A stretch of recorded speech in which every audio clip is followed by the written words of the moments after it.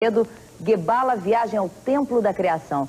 Oswaldo, que enredo é esse? Como é que vem a escola? O que a Vila está fazendo é uma história de ficção, tá? Quer dizer, você tem que se predispor, né, a entrar numa fantasia para poder compreender a história bem. Na verdade, o que a gente faz é, digamos assim, é um repensamento sobre a posição do homem dos anos 90 e dos seus deuses.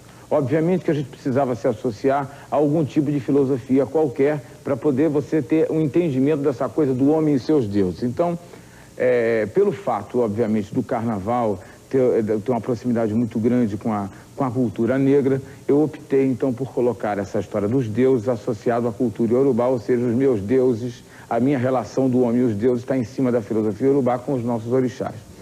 Você tem que admitir, em primeiro plano, que na verdade, o universo tenha sido criado por alguém, ou seja, exista um dono do universo. Esse dono do universo, com uma série de funções, tá? Para criar, obviamente, todas as galáxias, planetas e outras coisas mais, tinha um projetozinho de criação do planeta que nós vivemos.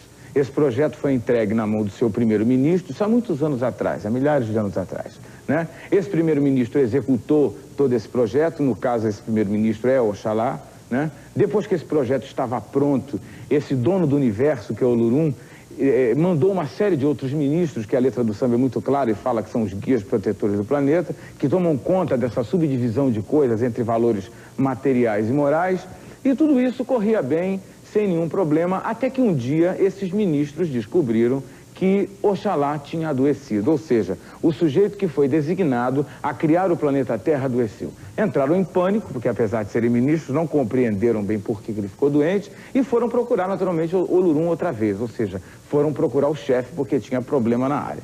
Chegando lá, o Olorum disse a eles o seguinte: Oxalá está doente porque ele tem uma relação com a Terra muito grande, ou seja, ele tem uma ligação simbiótica com o planeta que ele criou, fez designado para criar. Na realidade, a única saída tem que ser, primeiro, a cura do planeta, para que depois a gente processe, então, a cura de Oxalá.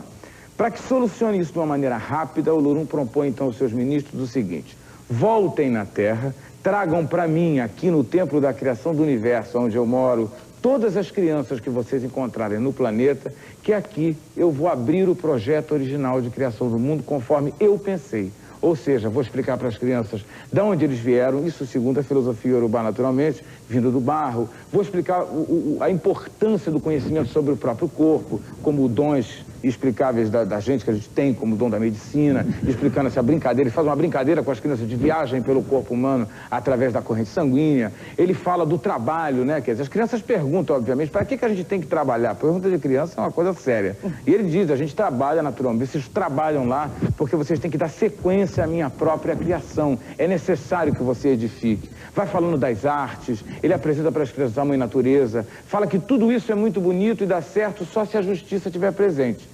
E menciona naturalmente o seu ministro da Justiça, junto com sua esposa, que naturalmente seria Xangô Inhaçã. Fala do amor universal, que ele deixou uma representante na terra desse amor. E naturalmente, no final da viagem, ele diz para as crianças que todo digamos assim, o pessoal, né, quer dizer, todos os guias protetores do planeta, junto com ele, estão esperando que essas crianças tenham condição de voltar à Terra e reconstruir a história. Obviamente que isso tudo com uma linguagem plástica bem adaptada ao nosso tempo, ou seja, não deixando que aquela coisa, por exemplo, quando você fala algumas pessoas, né, aquela coisa distante de você, não.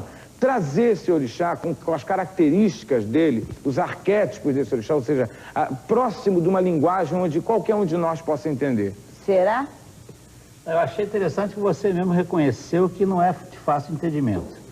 E a oportunidade de falar num grande brasileiro, num grande compositor que é Martim da Vila, Martim da Vila conseguiu de uma forma genial fazer uma letra que representa o que você falou esse tempo todo, de uma forma mais clara e mais concisa. Exatamente. Quer dizer, então você vê que é uma participação de um compositor de uma forma tão definitiva, que chega a te dar uma ajuda inestimável. É que eu nunca neguei em nenhum momento. Exato, mas é só que é um movimento tão claro da participação, da ajuda de um grande autor, que é a serviço do teu trabalho.